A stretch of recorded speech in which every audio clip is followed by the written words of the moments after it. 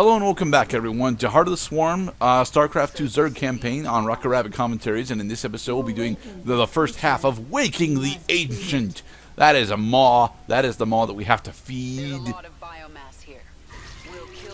And no, Kerrigan doesn't need it. Yeah, Kerrigan does not have the ability to one-shot the quill boar. She can one-shot the smaller quill boar, but not the larger quill boars. Kill the quill gore, feed it to the giant mouth. Hey, Brak. You intrude on my territory, corrupt Zerg. We will devour your flesh. Hey, how did they have Hydralisks? This is supposed to be an ancient prime. How do they have Guardians? This is supposed to be a primal Zerg that never actually expanded beyond this planet. Ah, but now that they have inhabited this planet, they have adapted, and by the evolutionary cycle of a matter of seconds, their population has extinguished all of the weaker Zerg in favor of Guardians. They are likely to attack again. Let them try. Yes, let them try as we attempt to spread our creep. So, a majority of this mission is going to be us attempting and failing to max out on Mutalisks, because Mutalisks are our new unit. They are really good in this map specifically, and in the next map that we'll be doing. But it takes a while to get all the Vespane that we need for them, because they're 100 minerals and 100 Vespane. They are effectively a scout unit, to be perfectly honest, and while they're very good at scouting, they're kind of crap in combat. They're better than Phoenix is, but it doesn't take much to be better than Phoenix is, so...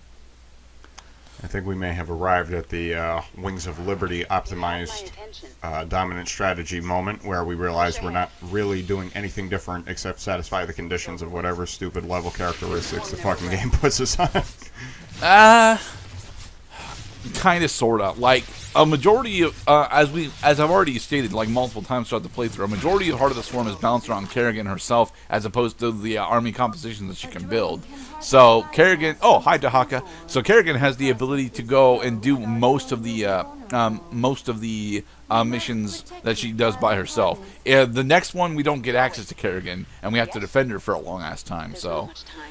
I like Waking the Ancient, to be perfectly honest. I do not know how the fuck you're supposed to get both the achievements on here in one run, because one of the achievements for this involves you taking out the 4 primal Zerg hives that are in the southern half of the map.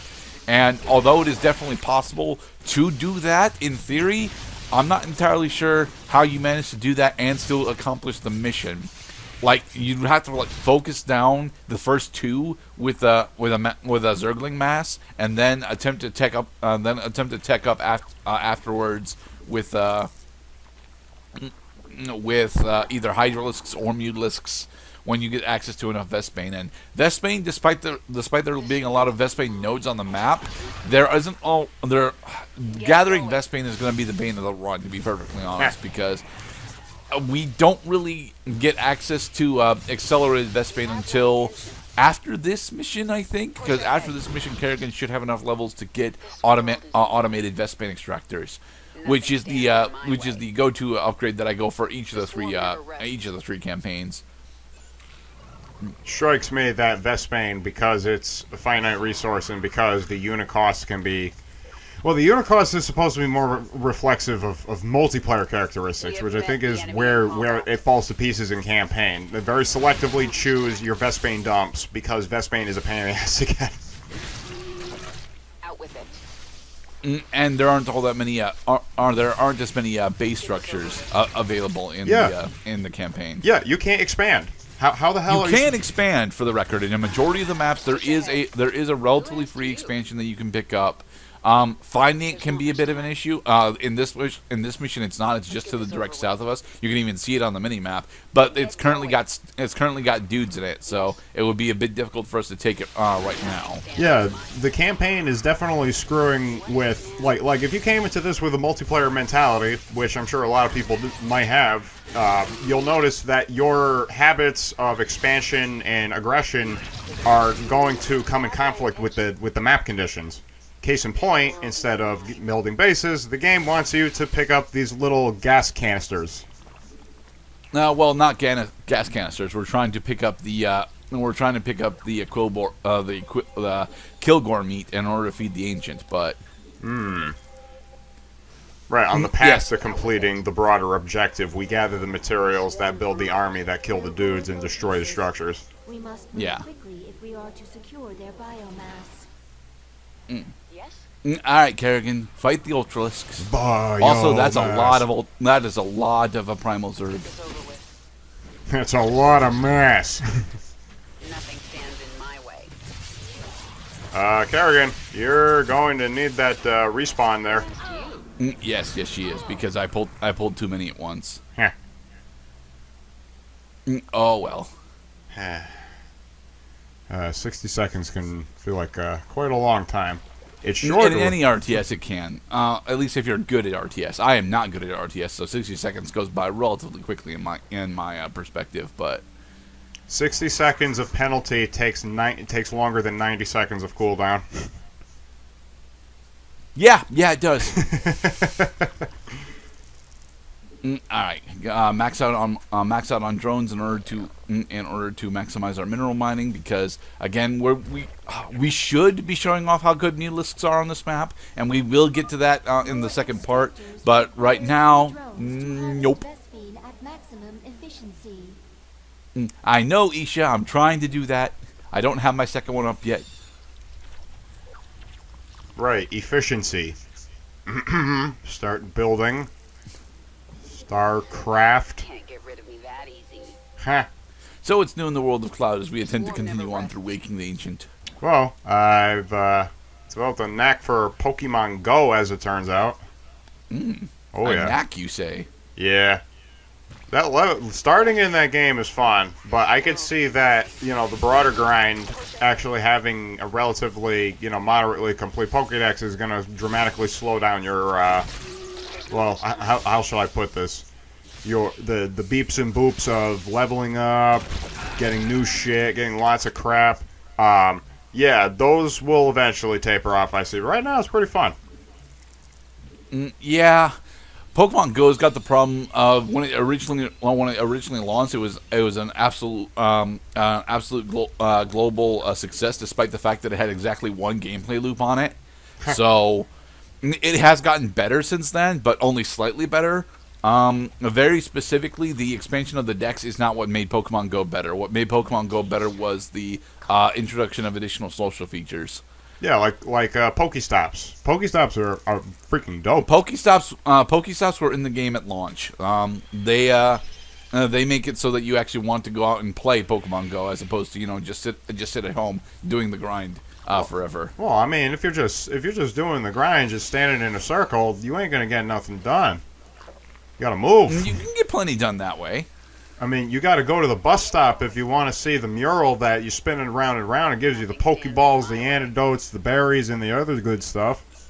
Let's get this over with. I personally am not a fan of Pokemon Go. I understand that it now actually is up to at least Gen 4 on its release. I think it's actually getting up to Gen 6 later this year. But Historical Cemetery number 45. Wow. Let's spin it around and round. oh, look, some Zerglings. There's not much time. Run. I don't really need to run because I've got Kinetic Blast, which will kill Hydras in one shot. But Ooh. Yeah, talk about turning the tide. unfortunately, all of our Zerglings died at the other attack that was happening at our base. Yeah. Sadly. What I'm waiting on specifically is to get a full 24 count of Mutalisks before we actually start doing the harvesting. That way, I've got a decent sized patrol unit that can defend the drone while it's harvesting. Unfortunately, it takes a lot of Vespine to get up to there. Looks like they're using a different icon for the Vespine in Heart of the Swarm too. I don't think so. I'm pretty sure that's the same gas icon that we used in Wings of Liberty.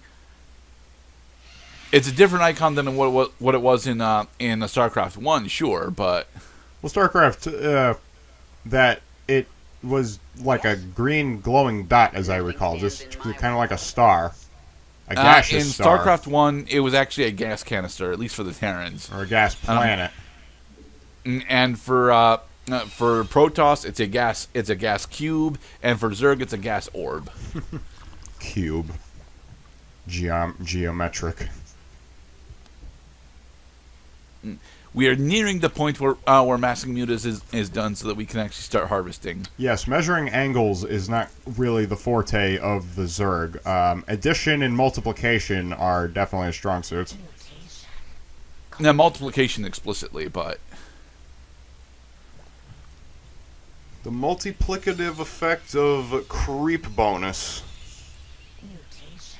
Complete. Ah, so much fun to be evil. Yes, it is. Did our queen die too? I'm not sure because I can't seem to find her. Huh, that's all right. We could just make another one. We can, in fact, make another one. Alright, so we have to have this drone harvest this Quilgore, and then once the drone is done harvesting the Quilgore, then we can start making the extractors here. Okay, y'all stand still for the picture now. Where y'all going? We are having those Zerglings patrol our ramp to make sure that we don't have problems with encroaching enemy forces. Nice. The swarm hungers. Nah, Push ahead. hungry for territory. Quilgore biomass under attack. No, we must go save the biomass. Go, Mutalisks. Biomass. Biomass. It's Godzilla. I am a fan of Godzilla by Blue Oyster Cult, but not as much as I'm supposed to be. Harvest this biomass. Oh, you might have to check out Biotech by Sepultura. The swarm hungers. The reason why we're actually driving Kerrigan to the lower sections of the map at the moment is because there are 3 Zergling Primal Zerg pools that are scattered throughout the map that we are attempting to get the bonus objectives for. Nothing stands The Rat in my Pack. way. You're the least talented pack in your whole pack of rodents.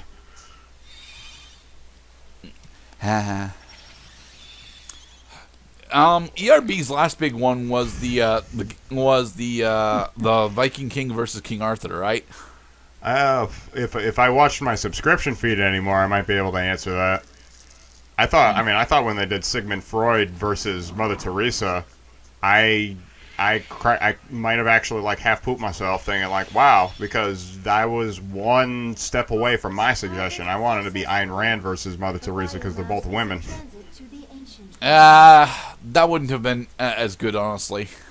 Well, I mean, in a way, because she. Well, not that Sigmund Freud had much of an. Okay, I think the rap actually did give him kind of an exaggerated German accent that Ayn Rand would have give her a Russian accent. That I think Sigmund Freud is a more recognizable face for human selfishness. Essence pool. Strong sequences. Approach. Absorb essence. Ack! Strength. Excellent. Okay, now Damn we it. can actually put a hatchery here. And Kerrigan yes, has died. Bogus. Yes, Kerrigan has died again. Not totally triumphant. And that's why you're supposed to always have your Kerrigan with at least a queen support. And she's better with 2, but... So now we gotta wait another 45 seconds in order to spawn the bodacious babes. I wouldn't actually call Kerrigan bodacious. Especially after what happens after the next mission, but... Well, I tell you what, exposed midriff and capris, she would be quite bodacious. She doesn't have exposed midriff in this game, though. She's covered at the moment. She's covered in a Terran battlesuit.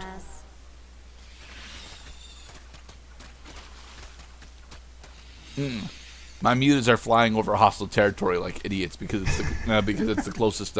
It's the closest line to where they want to go. This way, idiots! Away! Playing through the campaign, the mutas actually feel significantly slower than they are. They aren't actually as slow as they look. They actually travel the map very quickly. Went over creep, too. Oh, well, no. Creep doesn't actually affect Flyer's movement speed. Oh, you're being really fast and reckless with Kerrigan, but I kind of like it. It's exploiting. Yeah, It's well, exploiting the fact that she can't die. Well, I kind of have to because I have to make sure that Kerrigan gets these additional levels for later in the campaign. But in the next episode, we will finish off Waking the Ancient and then probably move on to the Crucible, or at least the first part of it. Be safe, everyone.